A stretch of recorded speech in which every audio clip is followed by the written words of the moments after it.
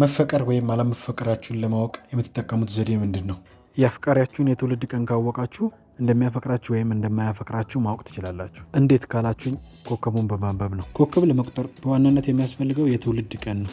ያፈቅረናል የምትሉት ሰው የልደት ቀን እጃችሁ ላይ ካለ እንደሚያፈቅራችሁና እንደማያፈቅራችሁ ኮከቡን ቀጥዬ በማሳየው ማብራሪያ መሰረት ማወቅ ትችላላችሁ።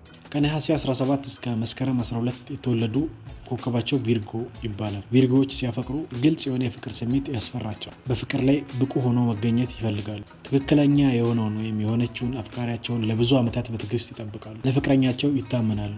አንድ ጊዜ ካፈቀሩ ከልብና ያለማቋረጥ ያፈቅራሉ። መለያየትን ለማስወገድ ማንኛውንም ነገር ያደርጋሉ። ከመስከረም 13 እስከ ጥቅምት 12 የተወለዱ ኮከባቸው ሊብራ ይባላል። ሊብራዎች ሲያፈቅሩ ስሜትን በተመለከተ በፍቅረኞቻቸው ላይ ጥገኛ ይሆናሉ። ዘና ያሉ ነገሮችን ያለምንም ችግር የሚቀበሉና ለነገሮች የማይጨነቁ ናቸው። ፍቅራዊ የሆነ ዝግጅቶች ያስደስታቸዋል። ለፍቅር ሲሉ ፍቅረኞቻቸው ያሉባቸውን የተበላሹ ጸባዮችን እንደማያውቁ ይሆናሉ። ስሜታቸውን ከመጠን ባለፈ ሁኔታ በግልጽነት የሚያሳይ ፍቅረኛ ካላቸው ቶሎ ይሸሻሉ። ፍቅረኞቻቸውን ላለመጉዳት የተቻላቸውን ሁሉ ያደርጋሉ። ለፍቅረኞቻቸው ሙሉ የሆነ ትኩረት ይሰጣሉ። ከጥቅምት 13 እስከ ህዳር 12 የተወለዱት ደግሞ ኮከባቸው ስኮርፒዮ ይባላል። ስኮርፒዮች ሲያፈቅሩ ከሚያፈቅሩት ሰው ጋር ጥልቅ በሆነ ሁኔታ ይቆራኛሉ። የሚያፈቅሩትን ሰው ልክ እንደ ማግኔት ይስባሉ። ፍቅረኛቸውን ተቆጣጣሪ ናቸው።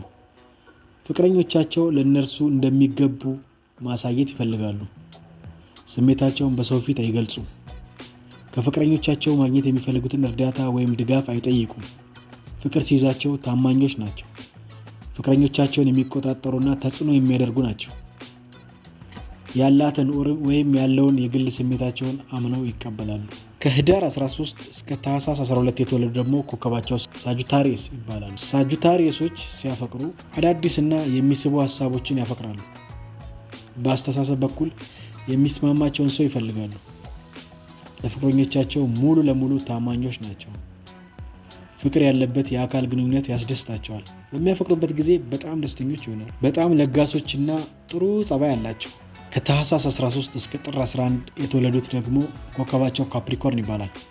ካፕሪኮርኖች ሲያፈቅሩ ቀረቤታ የሚፈጥሩት በጣም ዝግ ብለው ነው። ለደስታ ብለውም በፍጹም አይሽኮረመሙም። አፈቅርሻለሁ፣ አፈቅርሃለሁ የሚሉት ከልባቸው ሲሆን ብቻ ቃሉን ለመደጋገም ምንም አይነት ምክንያት አይታያቸውም። ምናልባት ባላቸው የፍቅር ግንኙነት ውስጥ ስሜትን ለተመለከቱ ሁኔታዎች ይጨነቃሉ። በፍቅር ለመደሰት ግዴታ በገንዘብ በኩል ደህንነት ሊሰማቸው ይገባል።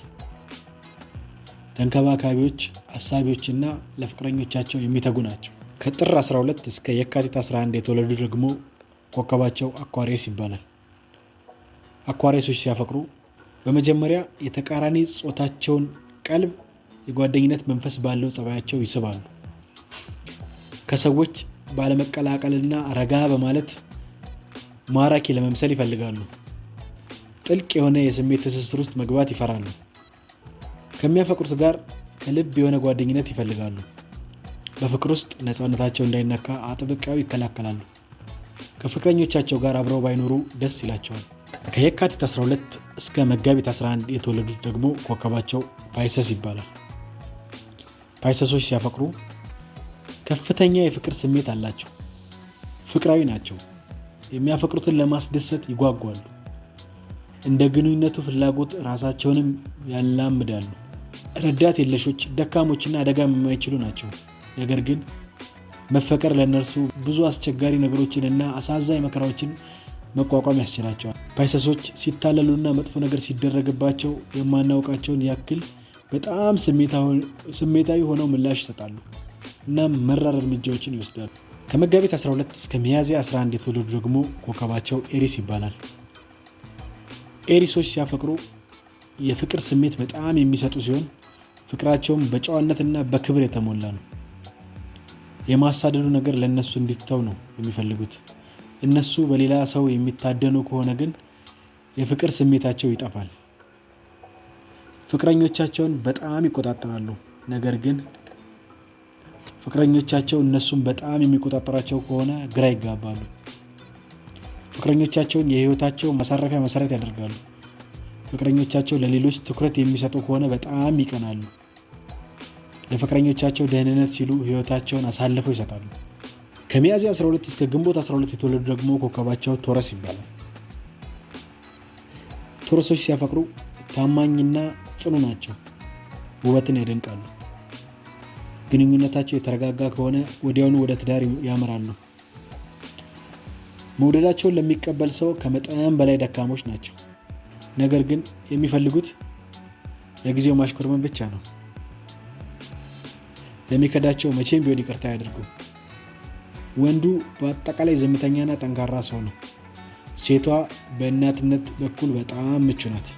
ከግንቦት 13 እስከ ሰኔ 13 የተወለዱ ደግሞ ኮከባቸው ጄሚናይ ይባላል። የጄሚናዮች ሲያፈቅሩ ግራ የሚያጋቡ ስሜቶች ይኖራቸዋል። በኃይልም ይሸበራሉ። ረጋ ሊሉና ሊርቆም ይችላሉ። ድንገተኛ የሆነ ድርጊት ከሚያደርጉ ይልቅ ነገሮችን ያመዛዝናሉ።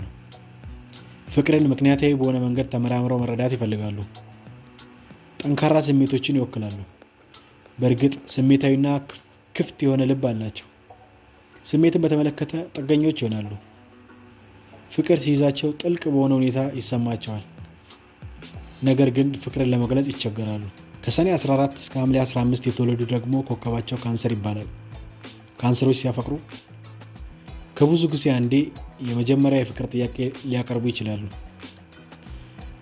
እምቢ መባልን በጣም ይፈራሉ።